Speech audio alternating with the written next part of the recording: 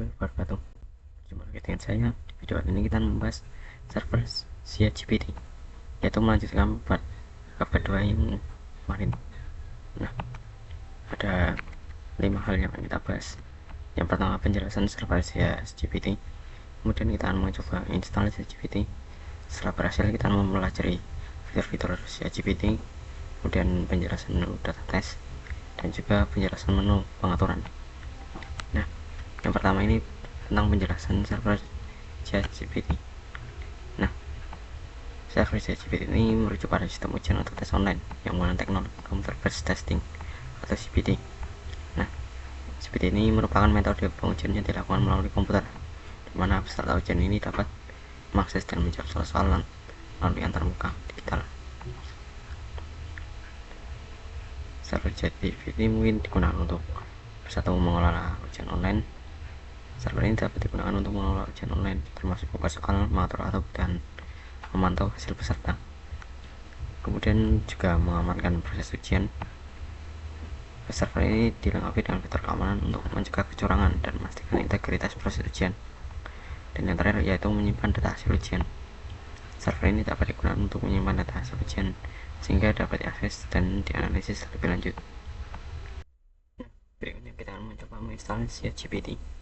Kita masuk ke panelnya. Nah, hal yang pertama kita lakukan adalah upload file aplikasi ujian online ini. Nah, jika sudah kita ekstrak dengan tombol unsip ini, kita konfirmasi, kita tunggu. Nah, ini hasil dari ekstraknya. Kemudian kita masuk ke database, kita akan buat database. Untuk namanya silakan saja. Jadi saya misalnya namanya seperti ini, dan untuk passwordnya, nah, sudah konfirmasi. Kemudian kita pergi ke website, kita add site. Nah, untuk IP-nya bisa masukkan IP dari panelnya 1.1.4. Nah, seperti ini. Kemudian untuk website path-nya kita ubah menjadi folder aplikasi ujian online ChatGPT ini. Kita konfirmasi. Nah, jika sudah benar, kita konfirmasi. Oke, berikutnya kita konfigurasi file database-nya. Kita pergi ke menu tadi, ekstrak dari file aplikasinya, kemudian kita masuk ke folder application, kita masuk ke folder config. Nah, kemudian kita masuk ke database.php ini, kita scroll ke bawah. Nah, untuk username, password, dan database ini ubah dengan cara menyesuaikan tadi.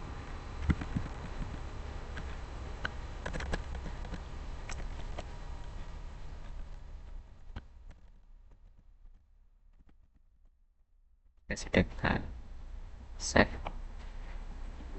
Nah, oke. Kemudian kita masuk ke menu database lagi, kita pergi ke PHP admin. Nah, jika muncul seperti ini, kita klik topik akses.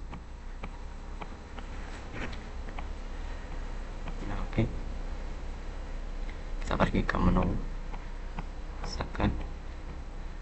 Nah, kemudian kita import file yang database tanpa nama, ya. Tanpa, nah, yang ini tanpa database, kita klik.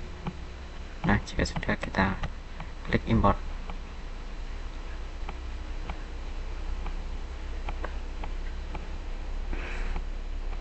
Oke, ini sudah berhasil. Oh ya, sebelum masuk ke menu PHP admin ini, sebenarnya kita butuh user dan passwordnya. Nah, untuk usernya ini, usernya namanya root, dan passwordnya kalian bisa enter di sini. Nah, yang ini. Sekarang kita sudah berhasil, kita masuk ke domain yang tadi kita buat, kemudian index.php.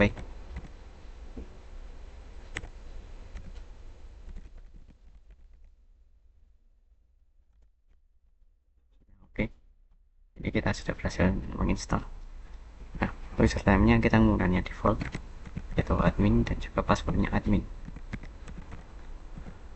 Jika sudah, kita login. Nah, oke, kita sudah berhasil. Yang berikutnya adalah fitur ChatGPT. Nah, di sini ada beberapa menu. Yang pertama ada menu data modul. Nah, menu ini digunakan untuk mengelola soal-soal, dan setelah itu ada data peserta. Nah, menu data peserta ini untuk mengelola hal-hal yang terkait dengan peserta, seperti ini. Ini dari menu data peserta, ada daftar grup, daftar peserta, import data peserta, dan juga cetak kartu. Kemudian yaitu data tes, mengelola tes dan juga ujian yang akan dilaksanakan. Untuk ini terdapat tempat tes, daftar tes, evaluasi tes, hasil tes, dan juga token. Kemudian ada menu laporan tentang analisis seperti result dan juga rekapitulasi tes. Kemudian ada menu tool juga, seperti isinya database dan juga export import soal. Dan yang terakhir menu pengaturan. Di sini kalian bisa melakukan untuk mengatur ChatGPT-nya, seperti pengaturan user, pengaturan level, dan juga pengaturan menunya. Ini selanjutnya adalah penjelasan menu data tes. Nah, di pada menu data tes ini terdapat beberapa halaman, yaitu pertama tambah tes, daftar tes, evaluasi tes, hasil tes, dan juga token. Nah, yang pertama adalah halaman tambah tes. Nah, di sini terdapat opsi-opsi yang bisa kita sesuaikan dengan kebutuhan tes yang akan kita laksanakan. Kemudian yang halaman kedua ada daftar tes. Ini digunakan untuk menampilkan semua tes yang sudah kita buat. Kita juga bisa mengubah ataupun menghapus tesnya. Dan di halaman ketiga ada evaluasi tes. Ini digunakan untuk mengevaluasi jawaban dengan tipe soal esai.